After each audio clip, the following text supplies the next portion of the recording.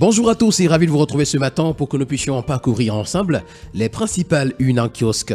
Commençons ce matin par la nouvelle expression qui parle de candidature unique, une pure et vraie diversion, titre pour nous ce matin le journal.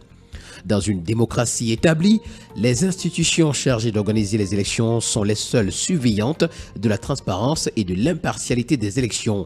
Les lois électorales sont les seuls garants de la transparence et de l'impartialité des élections. Le juge électoral est le seul arbitre qui assure la police de la transparence et de l'impartialité, soutient le docteur Aristide Monod, qu'on peut retrouver ce matin à la page 4 de la nouvelle expression. 17 août 2019, l'armée déclarait la mort de Ouazizi, c'est en petite une. Toujours en petite une ce matin, Niger, l'armée française indésirable et puis acte d'état civil quand l'ignorance plombe les procédures. Toutes ces informations ainsi que bien d'autres sont à retrouver ce matin en parcourant les colonnes de la nouvelle expression. Pour le quotidien Mutation, on parle des agences à Vannes, un coupe-gorge à Yaoundé. Le journal fait une incursion ce matin dans un sanctuaire de l'insécurité de la capitale. C'est à retrouver en page 5. Et puis retrouvons, s'agissant d'un classement web, le Minesec qui fait école. C'est en page 10. Sport et culture, balle au centre à Colandom, nous renseigne également le quotidien Mutation. Pour le quotidien Vert Émergence, on s'intéresse à la partie anglophone du pays, Nozo. L'insécurité persiste, titre pour nous ce matin le journal. Et puis lutte contre le choléra en petite une campagne de vaccination est annoncée. Bitare Oya, expulsé d'un site minier, les exploitants portent plainte. Les informations sont à retrouver ce matin en parcourant les colonnes du quotidien Vert. Pour le bi-hebdomadaire Le Point, on parle de concertation de Boya, reconstruction du Nozo, l'incertitude, titre pour nous le journal qui nous renseigne que de nombreux Camerounais avaient émis le vœu que les résolutions du grand dialogue national soient mises en application le plus tôt possible. 4 ans après, on en est très loin de ce que les anglophones espéraient. Le retour à la paix dans les régions du nord-ouest et du sud-ouest reste une équation à plusieurs inconnus, nous renseigne ce matin en page 5, le bi-hebdomadaire Le Point. Poursuivons ce matin avec le quotidien Nouvel Horizon qui parle de lutte contre la vie chère, la rentrée commerciale comme solution, titre pour nous le journal. Pour faciliter la tâche aux parents d'élèves à l'occasion de la rentrée scolaire 2023-2024, le délégué régional du commerce de la région du centre, sur haute instruction du ministre du Commerce, Luc Magloire Bagatangana, informe le grand public qu'une opération de vente promotionnelle des fournitures scolaires sera organisée en partenariat avec les entreprises citoyennes le lundi 21 août au dimanche 3 septembre 2023 à l'explanade du boulevard du 20 mai. Le quotidien de la santé EcoSanté ce matin s'intéresse à la réduction de la mortalité maternelle et nous fait savoir que Annie Hortense Achoumi plaide pour le paquet intégré du service de santé. Lutte contre la poliomyélite en petite une, le PVF, est en opération de surveillance environnementale et puis vaccination contre le choléra. L'OMS donne le coup d'envoi de la 5e édition. C'était hier, 16 août, à Yaoundé.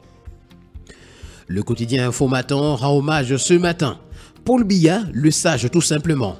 Le chef de l'État camerounais n'est pas seulement un sage africain. Identité que lui attribue une opinion sous le charme, c'est plutôt une lumière mondiale.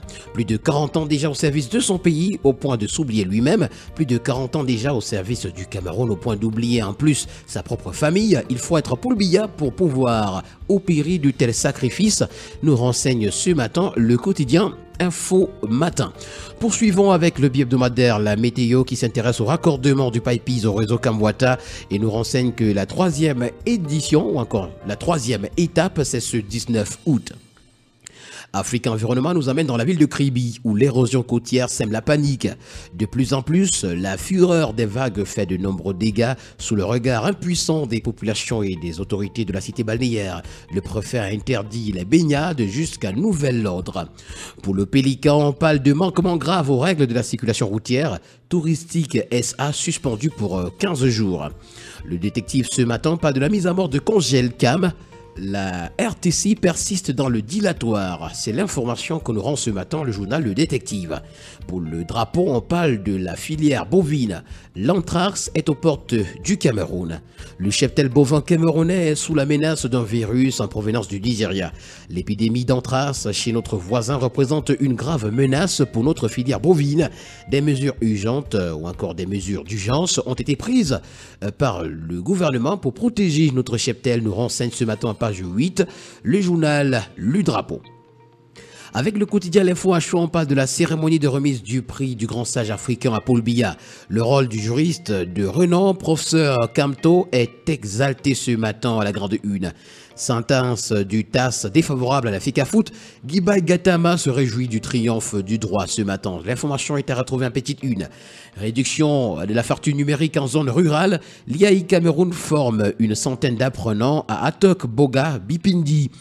Suite à l'accident de 9 morts le 9 août dernier, Touristique Express a été suspendu, nous renseigne également ce matin le quotidien L'Info à chaud. Et puis nous allons terminer ce matin en géopolitique avec The Politics Hebdo, qui nous renseigne, ou encore qui titre « L'Afrique au secours de l'Occident ». L'aide au développement pratiquée par la France est un échec. On ne peut pas affamer un peuple et aider sa victime à lutter contre la misère. L'avenir de l'Afrique ne se trouve pas en Russie, mais en Afrique. Le réveil de la Russie permet au monde de passer d'un système unipolaire à un système multipolaire.